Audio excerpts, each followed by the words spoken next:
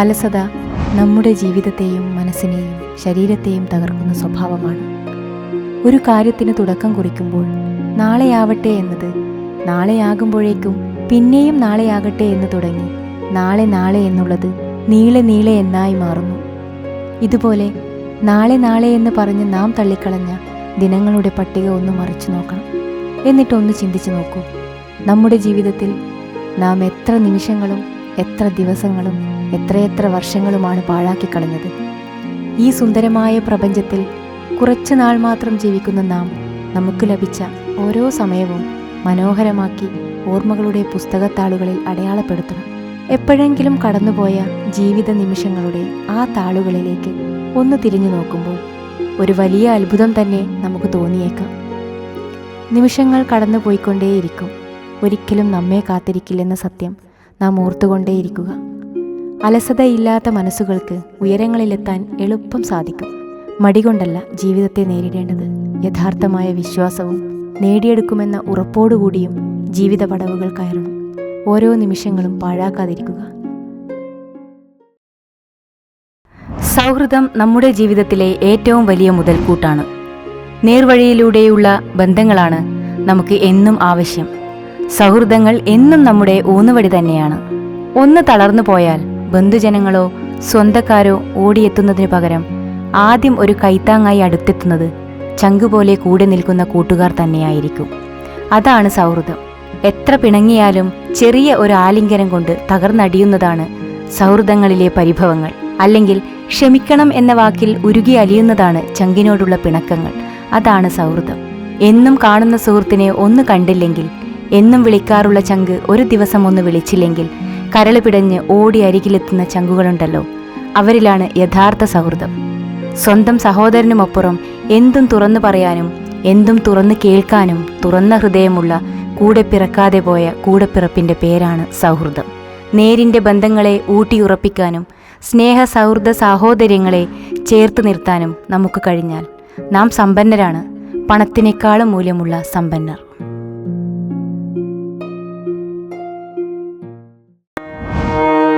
മനുഷ്യൻ ഓരോ നിമിഷവും ഓരോ സാമ്രാജ്യങ്ങൾ വെട്ടിപ്പിടിക്കാനുള്ള വ്യഗ്രതയിൽ സ്വന്തം ജീവിതം തന്നെ ബലി കൊടുക്കുന്ന സത്യം മനസ്സിലാക്കുന്നില്ല. എല്ലാം എൻ്റേതാകണമെന്നും മറ്റാർക്കും ഒന്നും ലഭിക്കരുതെന്നുമുള്ള അത്യാഗ്രഹമാണ് അവനവനെ തന്നെ ഇല്ലാതാക്കുന്നത്. ഒരു രാജ്യത്തിൻ്റെ പകയും വിദ്വേഷവും നിറഞ്ഞ മനസ്സിൽ മറ്റുള്ളവരെ തകർക്കുക എന്ന ലക്ഷ്യത്തോടെയാണോ ലോകം മുഴുവൻ ഒരു മഹാമാരി പടർന്നു പിടിച്ചത്? ആണെങ്കിലും അല്ലെങ്കിലും അതിൽ തന്നെ നിഷ്കളങ്കരായ എത്രയെത്ര മനുഷ്യരാണ് നിസ്സഹായരായി മരണത്തിന് കീഴടങ്ങിയത്. അവസാന നിമിഷം പ്രിയപ്പെട്ടവരുടെ നിശ്ചലമായ ശരീരം പോലും കാണാൻ കഴിയാതെ എത്രയെത്ര മനുഷ്യരാണ് ഒന്ന് ഉച്ചത്തിൽ കരയാൻ പോലുമാകാതെ, പരസ്പരം ആശ്വസിപ്പിക്കാൻ പോലുമാകാതെ നിർജീവ തുല്യരായി നിൽക്കേണ്ടി വന്നത്. ആർക്കു വേണ്ടിയാണിതൊക്കെ? എന്തിനു വേണ്ടിയാണിതൊക്കെ? മറ്റുള്ളവർക്ക് കൂടി അവകാശപ്പെട്ടത് വെട്ടിപ്പിടിക്കാൻ നാം തുനിഞ്ഞിറങ്ങുമ്പോൾ ഒന്നോർക്കണം, ഒന്നും ആരുടെയും സ്വന്തമല്ല. നമ്മുടെ നിസാരവൽക്കരണം കൊണ്ടാണ് ഇതുപോലെയുള്ള മഹാമാരികൾ നമ്മളെ ചുറ്റി വരിഞ്ഞതെന്നും ശ്വാസം മുട്ടിച്ചതെന്നും പ്രിയപ്പെട്ടവരുടെ ജീവൻ അപഹരിച്ചതെന്നും ഇനിയെങ്കിലും ഒന്ന് മനസ്സിലാക്കൂ. നമ്മുടെ അച്ചടക്കമില്ലായ്മ തന്നെയാണ് ഈ മഹാമാരി ഇങ്ങനെ ദുരിതം വിതയ്ക്കാൻ കാരണം. ഇനിയെങ്കിലും നമ്മൾ നമ്മളെ സംരക്ഷിക്കൂ, ഈ ലോകത്തെ രക്ഷിക്കൂ. കാരണം നമുക്ക് പിന്നിൽ ഒരുപാട് തലമുറകളുണ്ട്. അവർക്ക് പ്രചോദനമാകണമെങ്കിൽ നമ്മൾ ശുദ്ധരായിരിക്കണം. ഇനിയും ഒരുപാട് മഹാമാരികൾ അതിജീവിക്കേണ്ടതായി വന്നേക്കാം എന്നോർക്കുക.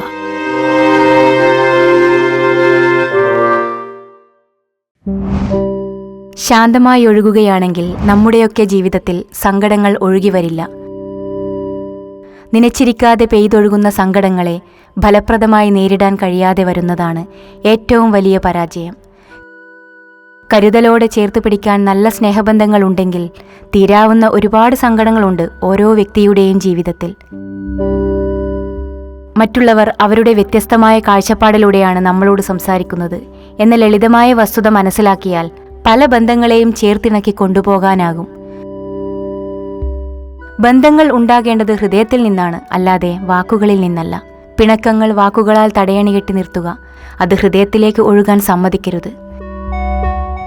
നിനക്കായി ഞാൻ ഇത്രയൊക്കെ ചെയ്തിട്ടും എനിക്കായി നീ ഒന്നും ചെയ്തില്ലല്ലോ എന്ന തോന്നലിൽ നിന്നാണ് പല ബന്ധങ്ങളും അകന്നു തുടങ്ങുന്നത്. ചില ബന്ധങ്ങൾ ചെറിയ ചെടികളെപ്പോലെയാണ്. നനച്ച് പരിപാലിക്കാതിരുന്നാൽ പെട്ടെന്ന് കരിയും. പിന്നീട് എത്ര നനച്ചാലും കിളിർക്കില്ല. അടർന്നു വീണ ഇലയെ നോക്കി നിസ്സഹായനായി നിൽക്കാനേ മരത്തിന് കഴിയൂ, വീണ്ടും ചേർത്തു വയ്ക്കാനാകില്ല. അതുപോലെയാണ് ചില ബന്ധങ്ങളും. എന്തിനെന്നോ ഏതിനെന്നോ അറിയാതെ ഇഷ്ടപ്പെട്ടു പോകുന്ന ചില ബന്ധങ്ങളുണ്ട്. സ്വന്തമാക്കാനോ വിട്ടുകൊടുക്കാനോ നഷ്ടപ്പെടുത്താനോ കഴിയാതെ ഒരു നോവായി മാറുന്ന ബന്ധങ്ങൾ. പിടിവാശികൾ ജയിക്കുമ്പോൾ ബന്ധങ്ങൾ അകലുന്നു. എന്നാൽ വിട്ടുവീഴ്ചകൾ ചെയ്യുമ്പോൾ മനസ്സുകൾ അടുക്കുന്നു. അതായിരിക്കണം, അങ്ങനെയായിരിക്കണം ഹൃദയത്തോട് ചേർത്തു നിർത്തുന്ന സ്നേഹബന്ധങ്ങൾ.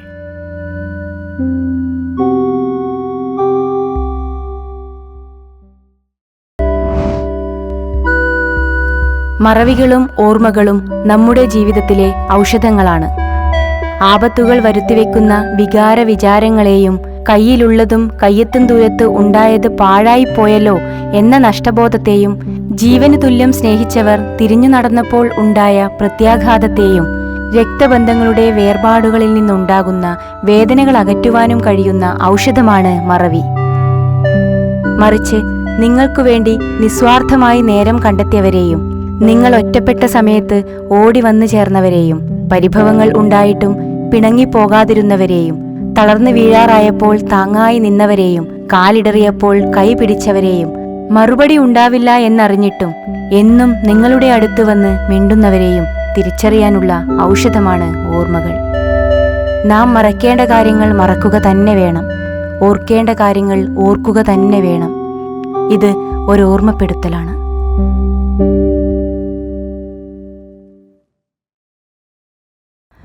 നമ്മുടെ ഏറ്റവും വലിയതും ഭദ്രവും ശ്രേഷ്ഠവുമായ സമ്പാദ്യം ഏതാണെന്ന് ചോദിച്ചാൽ നിസ്സംശയം പറയാം, അറിവ്, അതായത് ജ്ഞാനം. ഏതു വിഷയമായാലും നമ്മൾ അതിനെക്കുറിച്ച് നേടുന്ന അറിവ് തന്നെയാണ് അമൂല്യമായ നമ്മുടെ സമ്പത്ത്. എത്ര തന്നെ ദാനം ചെയ്താലും ഒരു കുറവും ഉണ്ടാവില്ല എന്ന് മാത്രമല്ല, അത് മറ്റുള്ളവർക്ക് പകർന്നു കൊടുക്കും തോറും കൂടിവരുന്ന മാസ്മരിക നിധിയാണ് അറിവ്. ആർക്കും മോഷ്ടിച്ചു കൊണ്ടുപോകാൻ കഴിയാത്ത അറിവ് തന്നെയാണ് നമ്മുടെ ഏറ്റവും മേന്മയേറിയ ധനം. നമ്മുടെ മറ്റേത് സ്വത്തും സമ്പാദ്യവും ക്രയവിക്രയം ചെയ്യുമ്പോൾ മാത്രമല്ല, നമ്മൾ അനുഭവിക്കുമ്പോഴും നമ്മൾ സർക്കാരിന് നികുതി കൊടുക്കണം.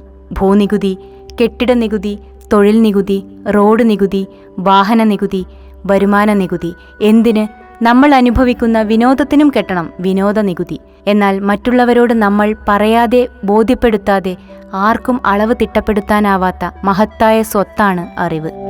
അത് എത്ര വേണമെങ്കിലും നമുക്ക് സമാഹരിക്കാം. അത് സംഭരിക്കാൻ സ്ഥലമോ വാടകയോ നികുതിയോ ആർക്കും ആവശ്യമില്ല. പകുത്തു നൽകും തോറും 10 മടങ്ങ് വർദ്ധിച്ചു വരുന്ന അത്ഭുത സമ്പാദ്യമാണ് അറിവ്.